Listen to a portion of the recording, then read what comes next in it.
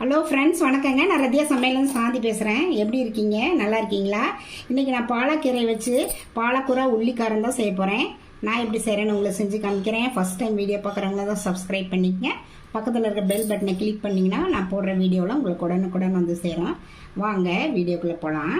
அதுக்கு வந்து நான் ஒரு பெரிய வெங்காயம் 2 இந்த மாதிரி கட் பண்ணி வச்சுருக்கேன். வரமிளகா 2 போட்டிருக்கேன். இதை மிக்ஸி ஜாரில் போட்டு நம்ம அரைச்சிக்கலாங்க. பூண்டு ஒரு 6-7 பூண்டு பெருசாக இருக்கிறதுனா ஒரு 6-7 போட்டிருக்கேன். உப்பு போட்டு நம்ம மிக்சியில் அரைச்சிக்கலாங்க. ஒரு பேனில் எண்ணெய் ஊற்றிருக்கேங்க. கொஞ்சம் அதிகமாக விட்டுக்கலாம். இதில் எண்ணெய் நல்லா காஞ்சிருச்சு. கடுகு, ஒரு 1/4 டீஸ்பூன் வெந்தயம், உளுத்தம்பருப்பு இதெல்லாம் நல்லா பொரிட்டுங்க. பூண்டு பொடிசாக நறுக்கியிருக்கேன். இதை இதில் சேர்த்துக்கலாம். நல்லா பூண்டு நல்லா வதங்கிட்டுங்க.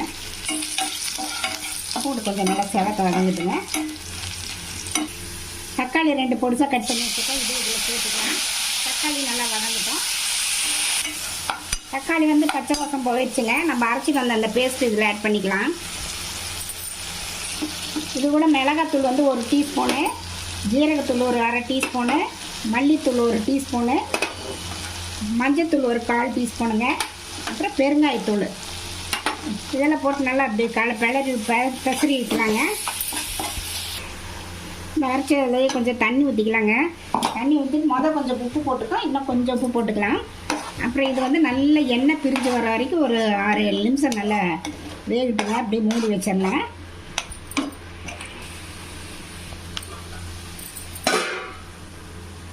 பாருங்கள், நல்லா எண்ணெய் இப்படி பிரிஞ்சிருச்சு. நல்லா கெட்டியாக ஆயிடுச்சு. நம்ம இந்த கீரையை காம்பெல்லாம் நீக்கிட்டு இந்த மாதிரி நான் பொடிசாக கட் பண்ணி வச்சுருக்கேன். வாஷ் பண்ணி வச்சுருக்கேன். இதெல்லாம் சேர்த்திடலாம். சேர்த்திட்டு ஒரு 5 நிமிஷம் இருந்துச்சுன்னா ரெடி ஆகிரும். 5 நிமிஷம் இது வேகட்டுங்க. நல்லா போட்டு நல்லா கலரி விடலாங்க. இதில் தண்ணி இதிலே விட கீரையிலேயே அதே போதும். அதனால் நல்லா கலரிட்டு ஒரு 5 நிமிஷம் இதிலேயே இருக்குதுங்க.